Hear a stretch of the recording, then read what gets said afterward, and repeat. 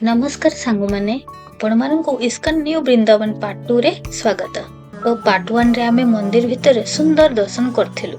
जदि आपण माने से वीडियोटी देखि नाहंती ताहाले निश्चय जाई कि देखि नेबे।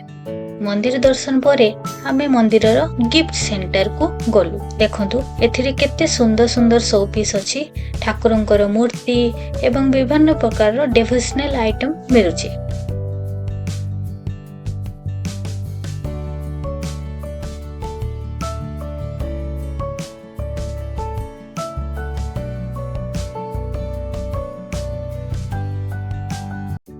आउ एठी रूपार किछि सुंदर जिनिस सह ट्रेडिशनल ड्रेस, ज्वेलरी एवं पूजार अन्य सामग्री मध्य देखिबाकू मिलिला।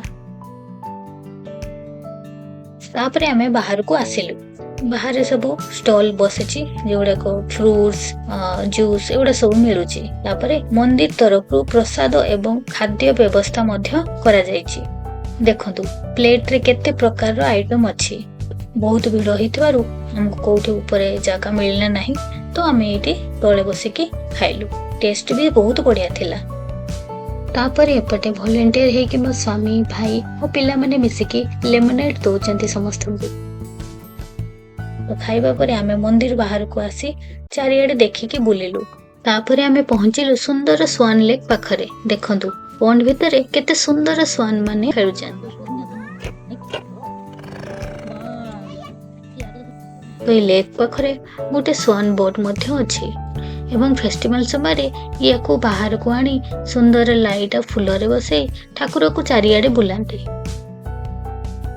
आउ ये लेक पाखरे देखिबा को मिलिला बहुत बड़ श्री चैतन्य महाप्रभु और नित्यानंद महाप्रभुंकर बड़ मूर्ति।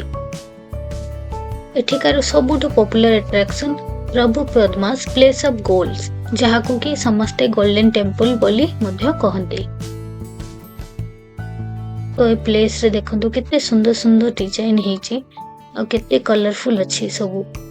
तो भीतर को तो कैमरा अलाउ नथिला, किंतु भीतर आमे देखिलु सबु किछि ठाकुरन को मूर्ति सीलिंग सबु किछि गोल्ड रो ही थिला। भीतर देखि कि आमे तापरे बाहर को आसिलु। चारिएडे सबुज गार्डन, फूल, फाउंटेन एवं पीसफुल एनवायरनमेंट थिबारु बहुत सुंदर लागुची। तो हमें तापर रास्ता रे देखिलु सुंदर मयूरटी। तो मु वीडियोटी एठी रखुची। आपण मानक वीडियोटी भल लागिथिले लाइक शेयर एंड सब्सक्राइब कर देबे। Thank you for watching. जय जगन्नाथ।